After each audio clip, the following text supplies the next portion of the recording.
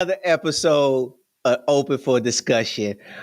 I'm your host, C. Maurice Ball, and today we are talking with a phenomenal, amazing young lady who is out here doing big things, changing lives, writing books, impacting her community on a whole nother level. And I'm really excited to get into this conversation.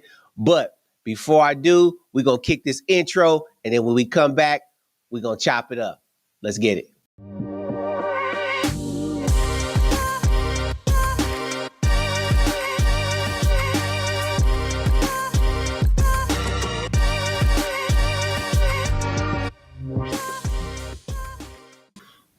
Well.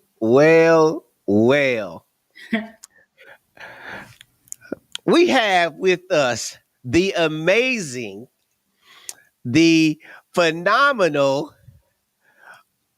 I'm going to call her doctor because she has a doctor at the front of her name. The doctor is in the building. Miss Shadaria Allison, how are you? Look, probably blushing by now or hiding. Now I'm well. Thank you for having me. It's a joy. Your spirit is amazing. I can't wait to get to it. Thank you. Well, it's been a minute since we talked. So, give you a quick backstory. I lived in Alabama for a brief period, and this amazing young lady was one of the first people that I encountered. I was actually starting a church, and she pulled up a couple of times, her and her son, but things. She was where she was with what she was doing, and we still made a connection, and we still, and over the years, I've been following her. Like I told her, she don't know, but I've been kind of just watching her in the cut, just grow and blossom and go out here and do some amazing things. And I just been back in the cut like, go. Yeah. So, Miss Miss Shadaria, what's the good? How you doing? Let me tell you, I feel great.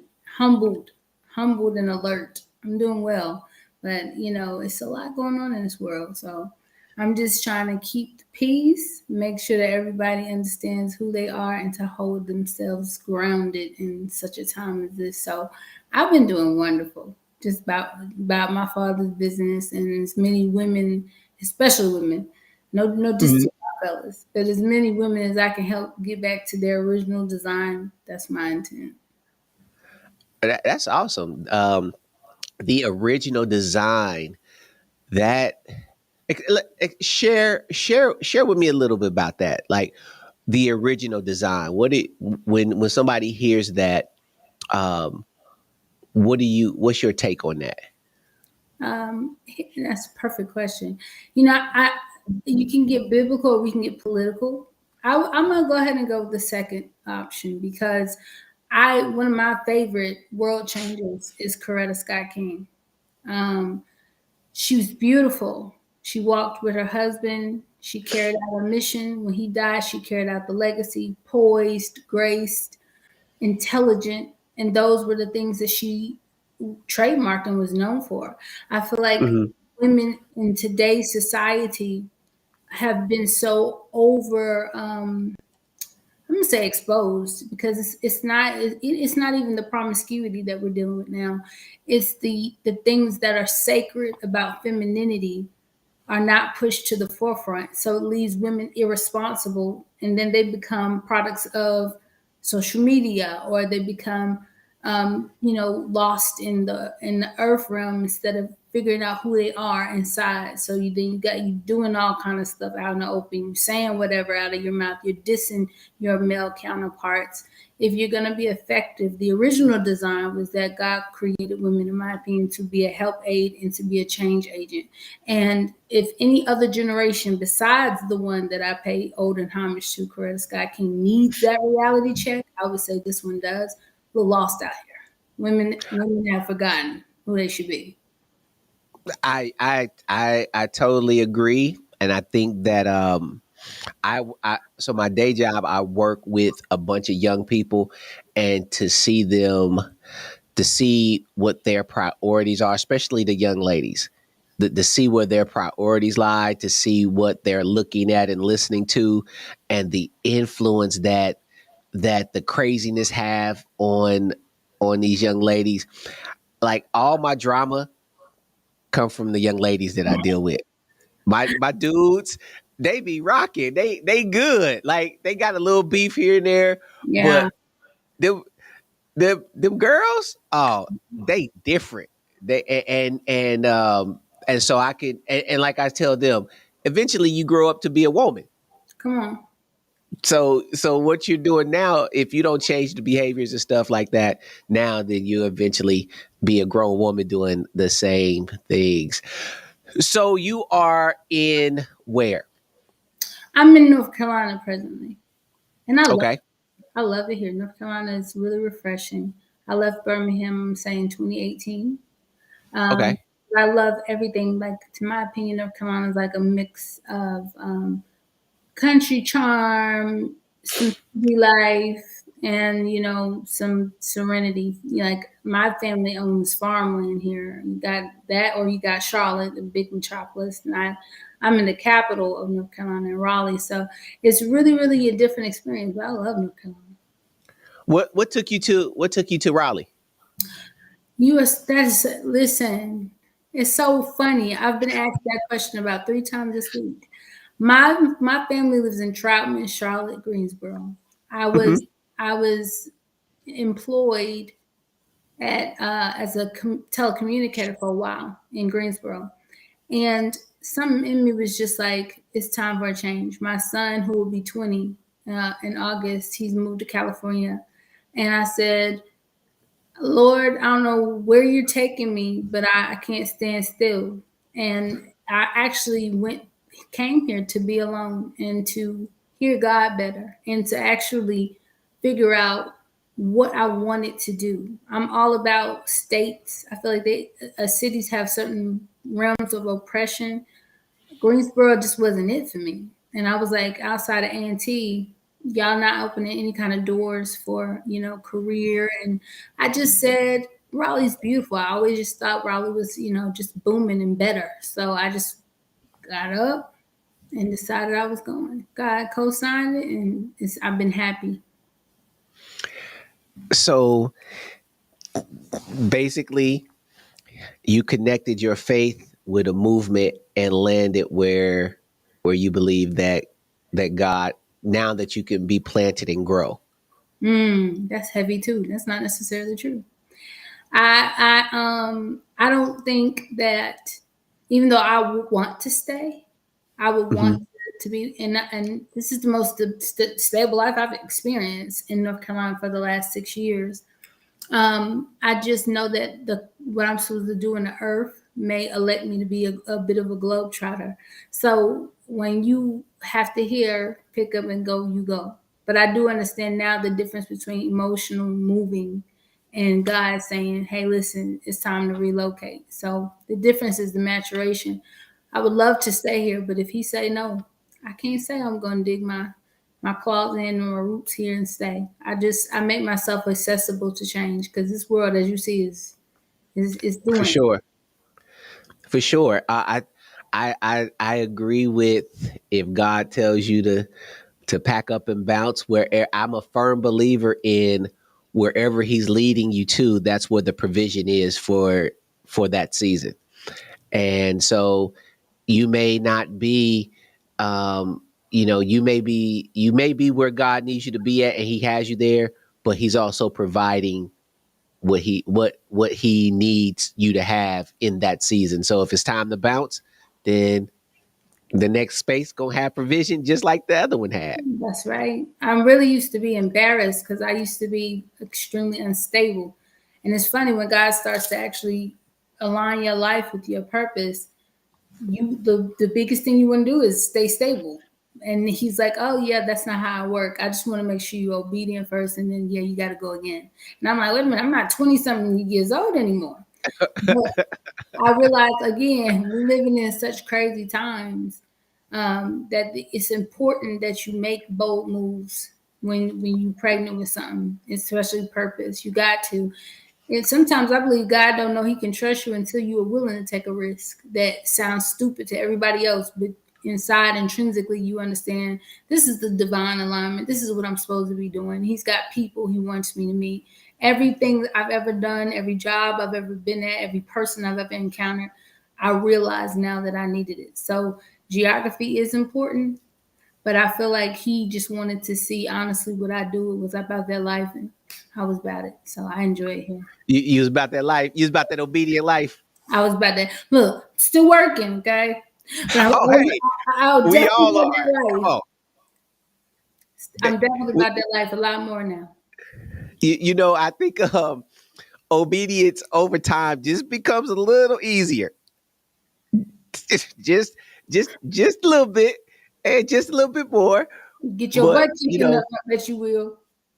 eventually, he'll get you where he needs you to. He'll get you where you needed to be at. And so, you know, there are between the people that see you now, the people that are watching, that's been following you, they see the shiny where you are now piece, right? They see Dr. Shadaria Allison. What, and they don't know what it took for you to become that person. So, what was some of the trials and tribulations that forged you into the woman that we're currently looking at right now? Heavy, man. You want to walk heavy already? Let's do this. I say this, our life is like a metamorphosis of sorts. Should we yield to God a certain way? I was extremely traumatized by life at an early age. So Mm, there were factors that involved my rebellion. I'm gonna say that I've been a single mom. I know what it feels like to be poor, to ask somebody for $2 to put in my gas tank so I can get my child to daycare. I know what an abusive marriage looks like and a divorce looks like. I know what being a side chick looks like. I know what being a nobody's chick look like. I believe that in order for me to have gotten to this space, I needed to be all of those women, and that mm, was nothing ashamed of. I was just thinking about this today. God did some pretty dope stuff through troubled women. You talking about Rahab that had to straight up hide out. She was a prostitute, and God was like, "Do this for me," and it was counted to her as righteousness. He pays you back for the process. You don't know you're being processed. You just think you out here wilding, double minded, living life how you want to do. When really, if I had not have gone through homelessness and different types of addiction and self hatred, I would have not understood that there was an opposite of that, and why it was important for me to get to the other side had a lot less to do with me and more to do with this generation that I'm in right now, because they can't relate, to right, this is struggle. They know struggle on a different type of level, because evil is a lot more accessible to this generation than it was to us. Back then, you could look at somebody and say, she just rebelling. Now you have to look at these children. They're armored up with technological warfare. Some of them, submitted themselves to witchcraft or have more trauma than we did. Drugs, fentanyl, taking people out. Every person I was, and I say this with complete pride, and pride not in arrogance, humility really. Now that I'm here, I understood. Before I didn't understand why I was going through it, because some stuff wasn't my fault. Seemed like I was born into a form of chaos. But now that I look at the responsibility being handed to me, it's clearer that I wouldn't have done anything different, because I wouldn't have been touchable or effective to people who just want to get to know God, want to be themselves and serve God. They're not got any panties in a bunch or choking because you got 10 minutes of cleavage out. People want to know if they could be themselves. And so I'm so glad that He put me on display. Not now. I'm glad that people can go back and that see your past too on Facebook. I want you to press it on me so that you can know that He real. Because sometimes the best testament to people is a life well lived poorly with failure. Whew. Necessary. It's all necessary. I think Preach, preacher. I'm for real. I don't mean to go there, but I got to. No, no, no. Go where you go, because I, that's the reality of. See, this is where like life is messy. Like it, in the process of God getting the king or queen out of you is not a pretty process at all. If you look at David, when David was anointed king at somewhere between, I'll say 10 and 17, hmm, child. all the stuff that he had to go through before he was anointed king, but he had nothing in him that God could say he's able to be king. Hmm. So life situations, God had to qualify him through the life situations. And so when he got anointed king at 30, and it says that, hey, they anointed David king, well, he had anywhere between, you know, 10 and however many years he had of qualifications, running from Saul, hiding in caves, fighting Goliath, cheating Exactly. on Bathsheba. I mean, cheating you know what I'm saying? So the queen that, like, your life, the stuff that you've been in, and the things that God has allowed you to be in and allowed me to be in, it's for this moment, such as this, because you're a lifeline. Mm, And if you never walked out of anything, you can't help nobody get off the path. mm-mm, mm-mm. Knowledge is no longer enough. It's too easy. Knowledge is the easiest thing that people can get their hands on, but you cannot beat transformation and revelation. When you meet Mm. somebody in your face and you're like, wait a minute, no, you don't understand. I knew her. I know what she went through. I seen the on the screen. I see no. So that's when it becomes, to me, that's where God gets his most glory. I'm like so unassuming until I open my mouth, and then people are like, wow, I didn't expect that to come out. So well, yep, everybody's relationship with God is not the same. And I have that. I had a relationship with him. So while I was doing stupid stuff, I never forget I used to lead worship.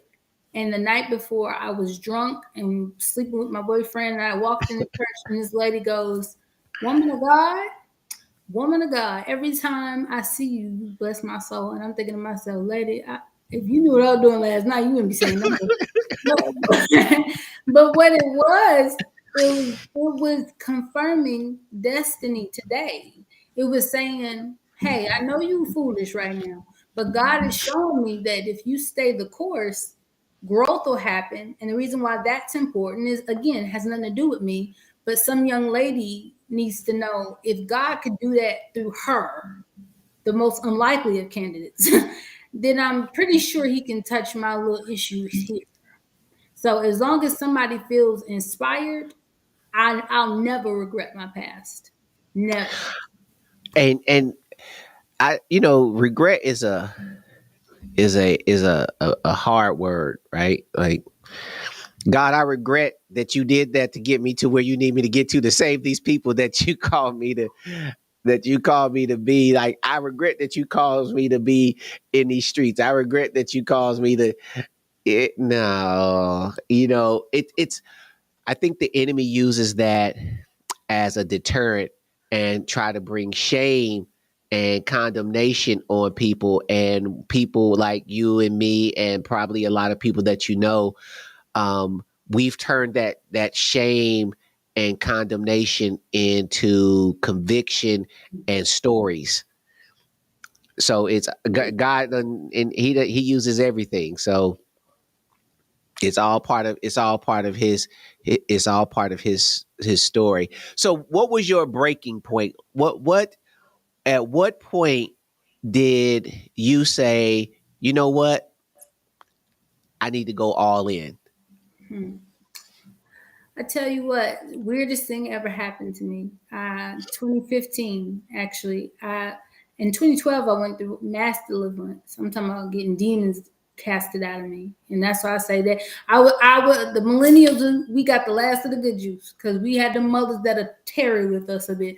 But then 3 years later, I just remember feeling like I needed to pray and ask God for direction. I was like, I keep making what Paul said, that thing I don't want to do, I found myself doing. The thing I do want to do, I don't do. Who's going to save me from this wretched body of flesh? So I began to pray and I asked the Lord, what do I need to do? Believe it or not, he was like, go to the doctor and get tested for ADHD. And I was like, that's weird. I don't have no ADHD. Turns out I did. And the reason why it's powerful that I obeyed him is because, and I'm no huge supporter of the big pharma or believe that medicine is the only way, but I do have a certification in mental health studies. A lot of people mistake spiritual things in disease and not respect mental health as a disease as well. And so not only did he show me where I needed to change spiritually, my breaking point came when I got off of my own throne and I obeyed him when he said, this might help you. And I ended up having adult ADHD along with anxiety. So that's when he broke me to the point where I was able to say, hey, there's factors that it's not just generational curses. Mental health and mental illness is a very real thing. That's why I'm a big advocate for it. So it was in between that moment, and I ain't gonna lie to you, very recent, about 2 years ago, I almost lost my life, and God was like, you're not swagging that much that you can disobey me and still Mm. be. So Ooh. what I need you to do, as you see people are dropping like flies, I've given you the grace for a lot of things. You gonna do what I want you to do, or what's the use? And I just said, okay, Lord. So when you say when, every year in another way, but the breaking point was when I said, as a Black woman, I need help. Mm. When I ignored my family, who some of them had their own issues, picking on me about the way I viewed medicine and getting help for the way that I was thinking and my deficiencies. All of that was my breaking point. When I stopped caring more about how I looked to people and started caring about how integral I was with whatever God had me pregnant with to do, was my breaking point. And Mm. people like me, who all my life I had to fight, it took a little minute. Because when you don't have, and I love both my parents dearly, but you respect them as adults and you realize, yeah, y'all didn't do this right. So you being raised by people you don't understand, God then brings it all back to you and helps you to recognize, even then when it wasn't your choice, the adversity is still gonna build something in you. When you're breaking generational curses, that's exactly what you're doing. And not only was I breaking generational curses for my bloodline, my breaking point was realizing that I got to help this generation myself, not just my family, because it's the family of believers. So then I'm going to be honest with you. Every time God gives me a chance, I'm getting broken down and then breaking through, because you got to be a vessel. You got to be prepared for that work. You have to. You have to. So that's a great question. But to be honest with you, I'll say my turning point began in 2015. Is when my life began to really turn. My commitment, my yes, Mm-hmm. completely, about Mm-hmm. years ago. And that's not that long ago. That is, you said something, and I just want to ask you a question in something that you said, and I want to know the importance of this what I'm about to ask you. You said when you stop caring about the perception piece, how important do you believe being delivered from people is in your walk and in being able to establish who God has called you to be? How important is the deliverance from people? Quintessential. My grandfather, blessed his life, before he died, he was from Brooklyn, so he just shot it straight like it was. He said, Shadaria, I only got one problem with you. And he said is that you give a blank blank too much about what people think of you. And I didn't know that I did. And a lot of people don't know that they do. That's why they flex on the internet. That's why they're all consistently trying to prove their worth. It is essential that you do not care, because they don't know this, but they're looking for you to be the example so that they can be free too. So I don't mind being a weirdo to you. I don't mind you questioning my salvation. I don't mind not being your conventional boxed in Christian believer. I don't mind you knowing my dirty past, because you can buy it for $10.99 on Amazon and make money off of that. I don't care. I'm at a point now where if a young lady sees me, or a stripper sees me, or somebody that's a prostitute sees me, or a city girl sees me, that they can relate and they can be won over. So when again, purpose gives you audacity to forget Mm. about perception. I'm audacious because I have something to do, not because of who I am, but because of what he's assigned me to do in the earth. I don't have the luxury in looking and trying to see, though the word says, a good reputation is like gold. Cool. I want you to know I'm reliable. I'm gonna do something when you ask me to do it. I'm gonna show up on time. But what I won't bow to is what you think I should be, because then Ooh. either one of us get what we are designed to get from the experience, which is, again, this girl used to be a hot mess, and now all I see is the hand of God on her life. So if I stop for a minute to worry about what this person thinks outside of whether or not I'm respecting them as people, then I forfeit the opportunity for them to get to know the power of transformation that comes from yielding to God a certain way. You got to be free. You have to look at Esther. I think that's the only book in the Bible that they don't mention God's name. She's in basically a harem, sex trafficking that she had to represent. She wasn't able to, do anything different, but she kept who she was and Mm. kept it a secret. And then God saved people through her, because she didn't care about you. She said, I gotta hold the fact that I'm a Jew. Sometimes I'm never ashamed of Jesus Christ, but I don't have to lead a conversation with that, because I'm trying to catch a fish.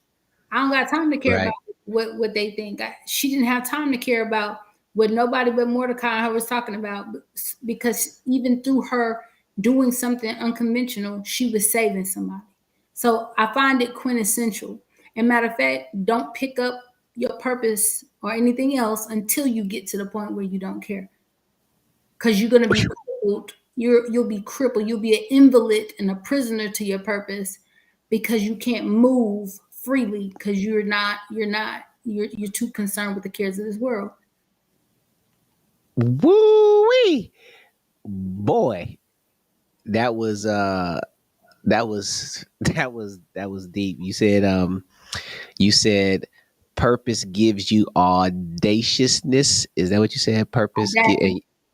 Yeah, that's man, that's dope. Like, yeah, it gives you that, hey, I'm in here on a whole another playing field, and I don't care what you think or what you say, because it doesn't affect my bottom line, because I live my life as an audience of one, and you're not that one.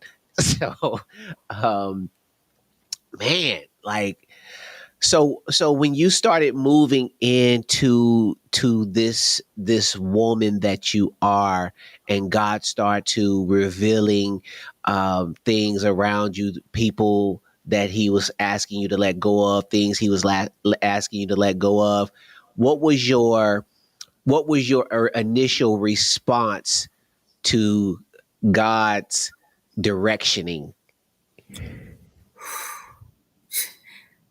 Rebellion. But I heard somebody tell me rule without relationship equals rebellion. So I understood God was higher than me, but I didn't trust him enough to let go of what I wanted. I didn't trust Mm, him enough that he was going to replace people, opportunities, pleasures. I didn't trust him like that. And a lot of us won't say that, but if we did trust him, then we would move different. Because you see, once I did say, okay, God, well, you got it. And if you're out there listening, don't learn how I learned, because it almost costed me my life to finally surrender to the fact that I'm not running the show. Mm, So I mean, I just got mm. to the point where it was like, okay, God, you win. Surrender. Plain and simple. Plain and simple. That Surrender. it is that it really is that simple. You know the hard part is we try to overcomplicate it. It is really just it's literally just saying, okay, I'm done. That's what the whole word repent means. You know, it's like you repent and go the opposite way that you're doing. Um, and I think that a lot of people struggle. I talk to a lot of people, and personally, I struggle because I was just like you. I didn't know what it looked like on the other side because I never seen it. I didn't have an example of what this thing was until I had an example. Mm, Right? I met my mentor and I seen that he was different and how he walked and how he carried himself.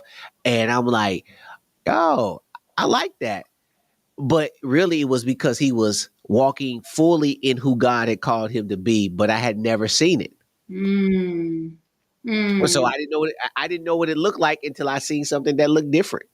Come And on. so I think the hard part is we get into these spaces where we try to double dutch with God, you know. I'm in and I'm out. I'm in and I'm out. And when all you got to do is just be in. And It's that's, it sounds simple, but it's hard because it in this is. we they teach us that we got to work for love, that we got to be perfect for it, we got to perform for it, we got to exchange something, and make no doubts about it. We know the word, we do, but that's not changing His love for you. Right. And Right. That right there is the nugget. So you got into start moving and shaking. What prompted you to become a so you have a doctorate in advocacy. mhm. What are you what brought that along? How did you become get the doctor and advocacy? What are you advocating? What were you pushing forward? What were you standing 10 toes down on? All right, here it goes. Bottom line, I've always been a activist. I was a Birmingham foot soldier. I was back in the day when I was really in the streets, mess with my friends. I was gonna beat your butt type thing. Um, so when I began to study political science and I began to see the injustice, I didn't like it. And so I said, you guys say y'all are one nation under the rule of God. Well, which God? Because He Mm, said the government's supposed to be on His shoulders. So my whole premise, and I was honored with that from a Christian seminary, was I want to see Christ's law in government. Would Christ be okay with your luxurious temple in the middle of a hood of dilapidated houses? I don't think He would like it at all. Would is it okay that you teach people about the tithe, but you don't let them know the context? And why are you always telling us something in the Greek and never in Aramaic or Hebrew?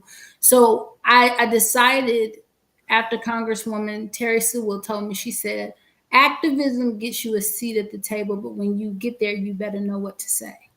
mm, So I then rendered myself to become a student of life, because passion, purpose, the spirit of you doesn't change, but the character's always in process to match the spirit and purpose of who you are.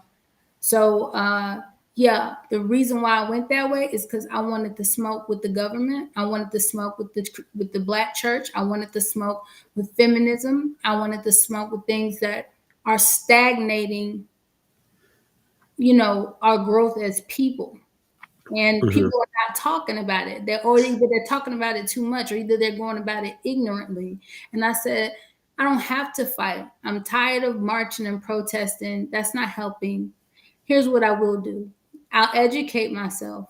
I'll allow God to give me the strategy, and I'll build from the vision He gave.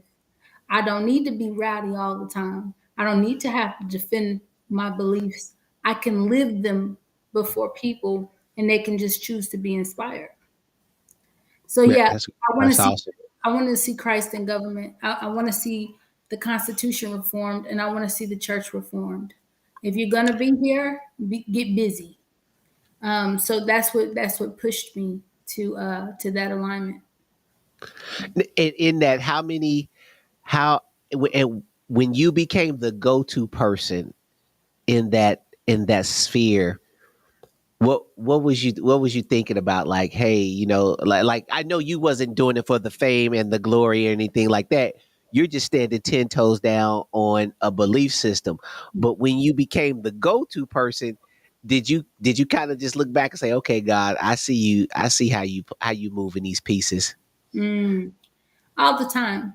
I think that that's the wonder of salvation is not that, and we've been taught about it in such a cheesy way. But I remember being 8 years old. I was in church all my life. I didn't get saved until I was 8. Didn't get filled with the Holy Spirit, or at least get them hovering over me until I was 13 years old, and they both happened in the house. So I had a leg up. I look back at all the times when he said, "This is what I was doing here.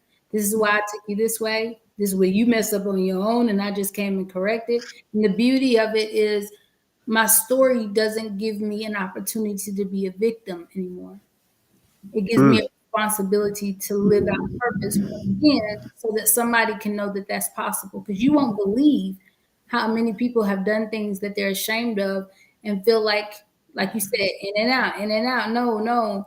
There's redemption for you. He can turn it around because there's other people who went through it. And I'm looking at the eccentricities and characters of the Word of God, and He didn't talk to them all the same way. They all had flaws, they all had issues, but if you get busy with your actions, people will begin to follow the example that you set that's in you from the Most High. So, yeah, it's beautiful, actually, the process. My worship went up a different level when I remember who I used to be because I'm like, oh, you powerful for real because I know I was, I Come was on.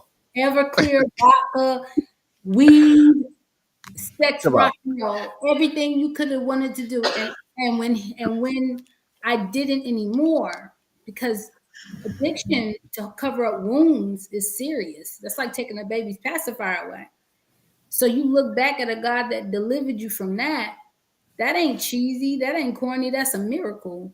Most people, if I see somebody go through a transformation like that, I'm gonna want to know them and who they serve, because I need that. So now I look back and like, God, you were orchestrating everything, every heart, every mistake, every failed situation, everything I did.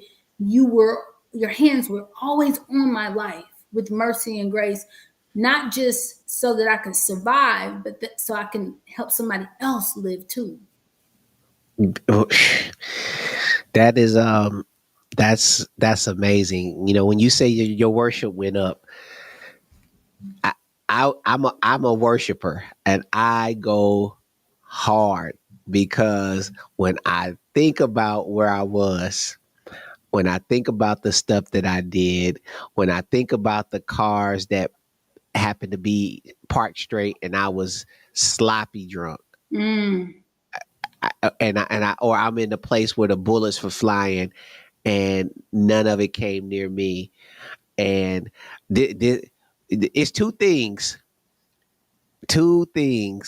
that keep me that make me shout. And even now, when I think about these two things, I'll share one. The other one, I have to share that one offline. But uh, but the one thing that keeps me shouting is I only got one child by my wife. mm, mm. Mm,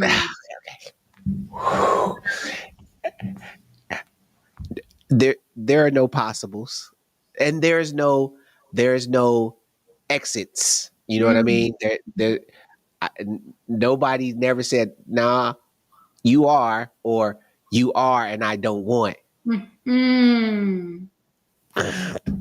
So, Mm. woo, that would that right there, that Sends you in. whew, Sends boy. you- Yeah, that's real. So now that you are, you're walking in purpose, you're fulfilling the God-given destiny that he has you, and it has taken you, probably around the country, if not around the world. um do you see in do you see that it really doesn't matter geographically? I mean, I know you kind of touched on this earlier. It doesn't really matter geographically where you are. The issues that you're dealing with the women that you're trying to touch is kind of universal across the board. Absolutely. Because when it's just like when a species doesn't know its place, Mm, no matter if it's in South Africa or South America, when evil becomes a dominance in the personality and in the hearts of men, it's not discriminating. So women in the Latina community need to know. Women in the Arabic community, Chinese women, I don't care what women need to know. There's a agenda for you to step out your lane, and you mm, played into it so much so that you arguing on podcasts or you twerking and there's nothing in between. And like I said, I'm a trap star. I love me some Jeezy and Boosie and everything in the middle. But the mystery of a woman is that God put a man to sleep and then took his rib. He thought so much of you. He talked about Adam was molded from dirt. He thought so much of you that he blended spirit and marrow. And you trade in that, even if you're not a believer, you can tell that a woman is just different. She brings forth life, she's a hmm different species. You want to cheapen yourself by doing what everybody else is thinking or doing what's out of order. Where's the rarity in that? So yeah, for me, global influence is important as it pertains to women because so much of what happens in this world, and I'm not talking about women who are now entrepreneurs and making more than men, that ain't nothing. I'm talking about right. life has to come through you. Mm, That should humble you already, that you are a carrier of life. So you can't really move the way you want to move. You don't have the luxury to be so cheap. You don't have, the lack of responsibility. You're supposed to be teaching this generation. Presidents come through your womb. Jesus, Yeshua HaMashiach came through the womb of a woman. How could you right. not feel like your purpose is more than arguing on Twitter, twerking, having BBLs done every fight? And I'm not judging that because hey, if Right. I could get a deal, give me one too if I don't like what I got going on.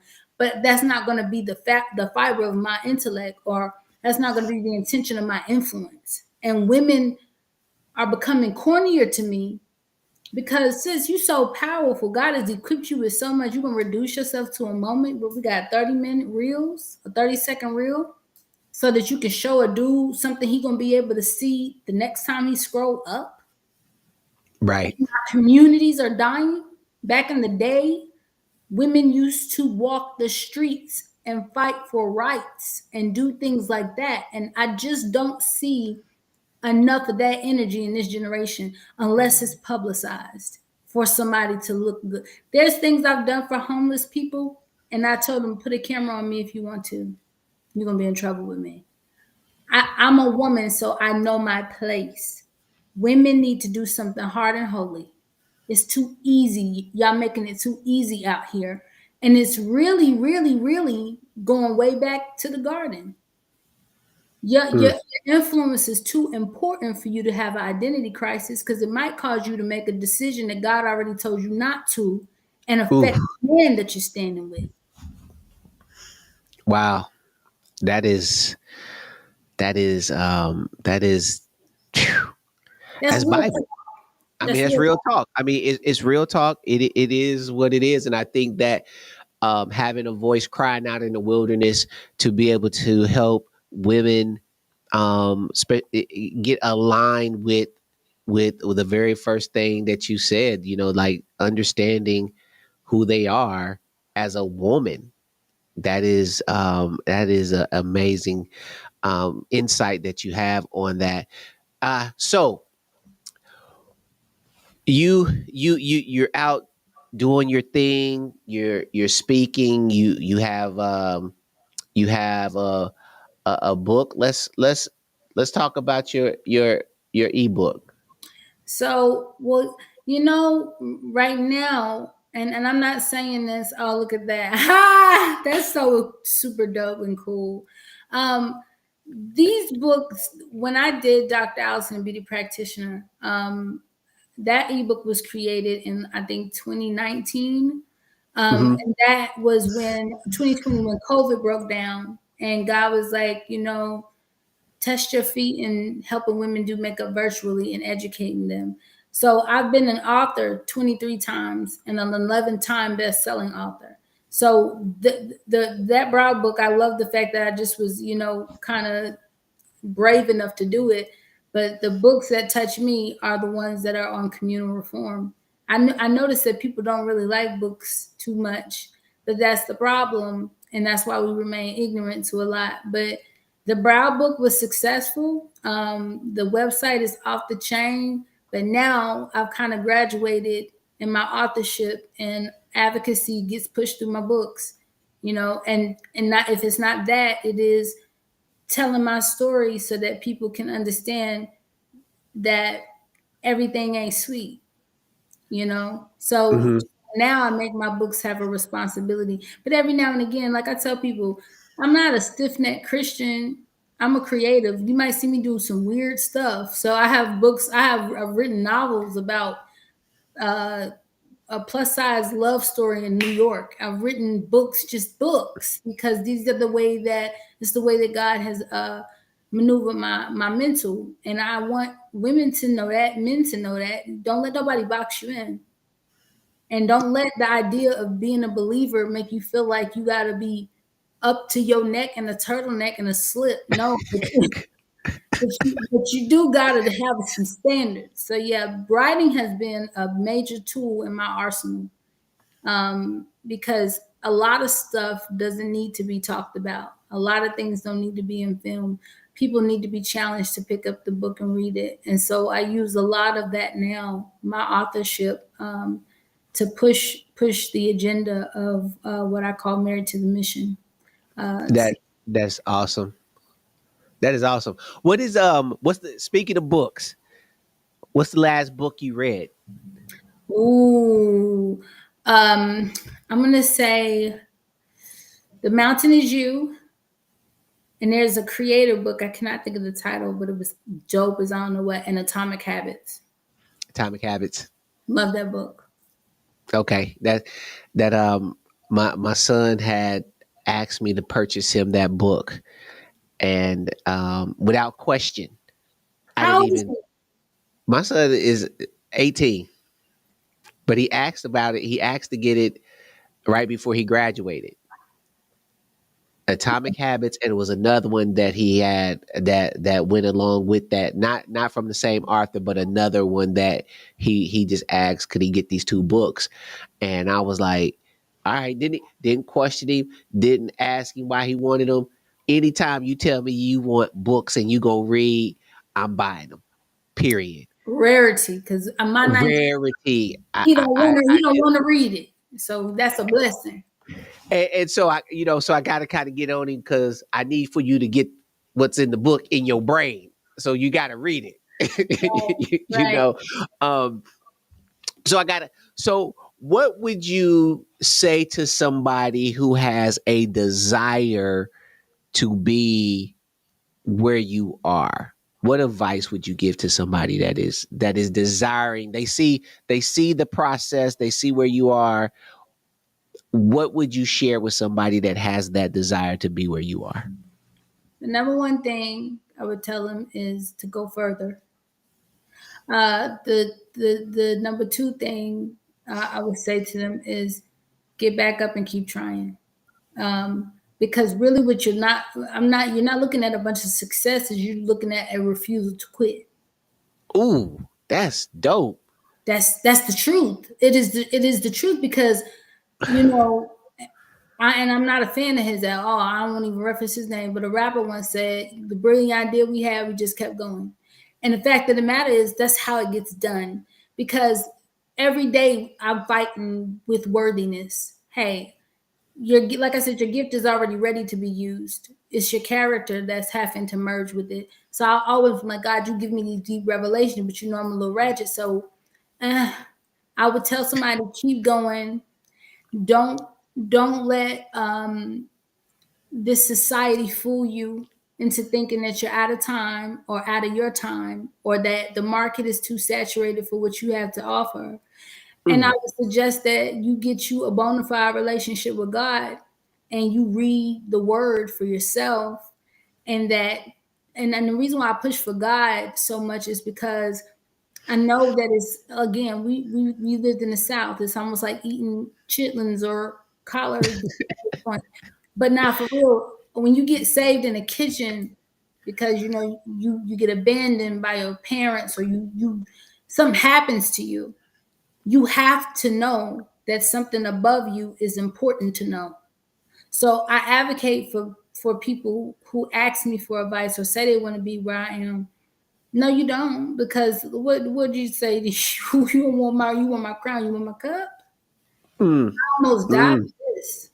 I mm. don't want death to have to be the answer. If anything, learn to not, do it again. So I would tell them, if you want to be like me, take the shortcut. All the mistakes I made, avoid them and just go straight for the win. And a lot of people who are qualified, and it's funny, I've always had rich friends or friends that would do better than me and still look to me like I was, something else. And I'm like, but you got it made. A lot of people think you have to have a rough story. No, the truth of the matter is that's like God didn't deal with Cain like he dealt with Joseph. God didn't deal with Joseph like he dealt with Moses. Your story is your story. How you going to get to that finish line? How you could be impressed by me, that's cool, and I would still tell you don't do that. Go further, go quicker by not doing what I did. That's to me that would be the biggest thing. Listen to the wisdom. The wisdom is here because the pain came before it. You get Ooh, your wee. butt whooped enough, you get your hand burnt on. Oh, so no, you can't be out thotting. No, that hurts. No, you can't be with an abusive man. No, that hurts. No, you can't want to commit suicide. That hurts. Oh, you can't self-sabotage and walk around with a double mind. Nah, that Mm. hurts. Don't do what I did. Go further. Obey and get to know your creator. And don't be impressed by this world. You can admire the beauty of experience, but honor your own journey. Find out who you are. Get you a piece of paper and write down. If you don't know who you are, 'cause it takes a long time. I didn't know who you want to be, not me. Who do you want to be? And then every day make a decision to make that from the perception or the precipice that you are already that person. What would that person do? What are their habits like? So I would just tell them, don't give up, go further, and definitely get you a relationship with God, because it get gutter out here. It's crazy out here. I went through some hard things. I am not supposed to be here from a physical plane, and God just really, really, really spared my life. And I told him, I Mm. said, you let me live, I'm gonna go hard for you. It ain't gonna look like how normal Christians look. You probably gonna question if I'm a believer or not, because I'm definitely coming through with lashes and cute. I'm definitely gonna do that. But I'm gonna go hard for you because they don't know. That is that's dope. That's the same thing I told God. Like, I gave the world 100%. I can't give you anything less than that. And 25 years ago, yeah, I've been grinding in this thing for 25 years. I got saved and got saved once because I Wow. had given the world everything that I could give it. And when I found it, I got in, got locked 10 toes down, and been rolled. Not saying that I've been perfect, not saying that I made all the right decisions, but you couldn't shake me and question if I was locked in. And so I appreciate your response. I appreciate your answer. That like you it's so many nuggets that you dropped that I'm like, ooh, that's good. Ooh, that's good too. That it's filled with like you said, it's filled with the pain, but that's the wisdom attached to that pain. Oh my God. Like you said some things that as I go back and I'm gonna listen to this and I'm gonna take my notes and I'm going because you said some stuff that hit me in my spirit. So um, I have one more question, and I saved this question as my last question, Uh-oh. and I just think this is it just you probably already touched on it, but um, this last question is: what is something that you didn't pay attention to early on that you had to learn the hard way?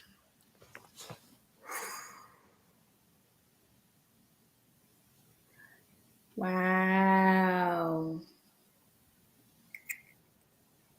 That's hard to answer. And I tell you because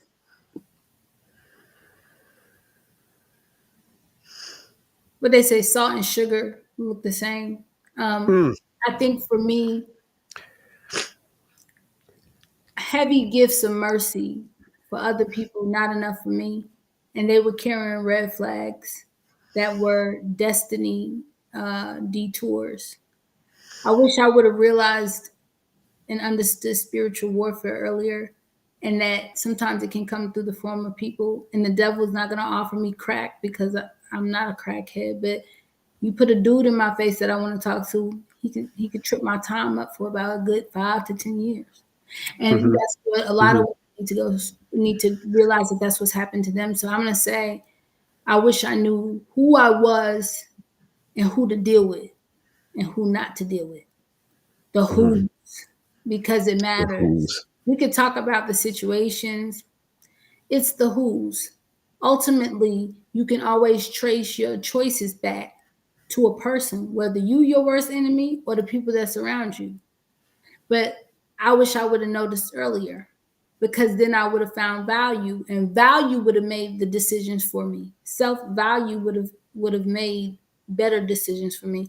But because I hung around people that were I was familiar with in the spirit, if I'm traumatized and I got low self-esteem, I'm going to hang around people who have that too, or who are piranha to it and want to take advantage of it because it weakens you but gives them strength.